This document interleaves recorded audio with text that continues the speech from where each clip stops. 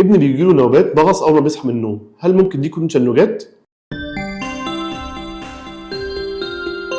النهارده هنتكلم عن نوع من التشنجات اسمه الابليبتيك سبازمز، وده نوع بيجي للاطفال غالبا قبل عمر السنه. مشكله التشنجات دي تشخيصها بيكون صعب، الاهل ممكن يروحوا بالطفل يشتكوا لدكتور الاطفال ان هو بيجي له النوبات دي اول ما يصحى من النوم، ودكتور الاطفال ممكن يقول لهم ان دي حاجه طبيعيه او ان دي مجرد مغص في البطن.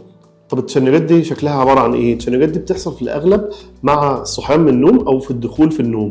الطفل بيصحى من النوم يفز يفك يفز ويفك ويفز ويفك، ودايما بتحصل في مجاميع زي ما احنا شايفين في الفيديو ده. الطفل بيصحى بيفز وكده يفك كده يفز وكده يفك، وفي النص ممكن يعيط، وعشان كده كتير جدا بيفتكروا ان دي نوبات مغص. وكتير جدا مع بدايه النوبات دي بنحس ان الطفل انتباهه او الفيجوال اتنشن بتاعه بدا يتاثر، فنلاقي ان الام بتقول ان الطفل ما بقاش يتابعها بشكل كويس وما بقاش يبتسم لها زي ما كان بيبتسم قبل كده. طيب لو عملنا رسم المخ للطفل هنشوف ايه؟ هنشوف نمط معين بنسميه الهيبساريثميا، وده نوع من انواع الكهرباء اللي بتكون سيئه شويه ومش بتحصل غير في امراض قليله زي الابيليبتيك سبازمز. لكن مهم جدا ان احنا نبقى عارفين، عشان احنا بيجي لنا اسئله كتيره جدا من اهالي بيقولوا لنا ان احنا عملنا رسم المخ للطفل وطلع رسم المخ طبيعي. ان رسم المخ الطبيعي لا ينفي وجود التشنجات. رسم مخ 10 ساعات وما نلاقيش اي حاجه الا في اخر ساعه، فبالتالي مهم جدا ان احنا نبقى فاهمين رسم المخ ده فحص النتيجة السلبية بتاعته ملهاش قيمة كبيرة، لكن النتيجة الإيجابية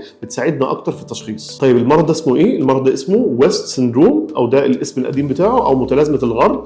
دلوقتي اسمه الجديد حسب التاسك فورس اسمه IESS. لكن المرض ده ليه أسباب كتير، من أشهرهم التصلب التحدبي أو التيوبر سكليروزز اللي بنشوف في الطفل وحمات بيضاء في جسمه. علاج التشنجات ده لازم يبدأ خلال 48 ساعة عشان نحافظ على تطور الطفل العقلي والحركي. العلاج بيكون يا إما كورس كورتيزون أو دواء اسمه فايجاباترين حسب البروتوكولات العالميه. شاركوا الفيديو ده عشان ننشر الوعي ما بين الاباء والامهات عن النوع ده من النوبات، لان كتير جدا بيكون صعب تشخيصه، وكتير جدا الطفل بيجي لنا متاخر على ما بنبدا العلاج، وده بيأثر على تطوره الحركي والعقلي. اتفرجوا على فيديوهاتنا القديمه والفيديوهاتنا الجايه عشان تعرفوا اكتر عن مرض صرع الاطفال.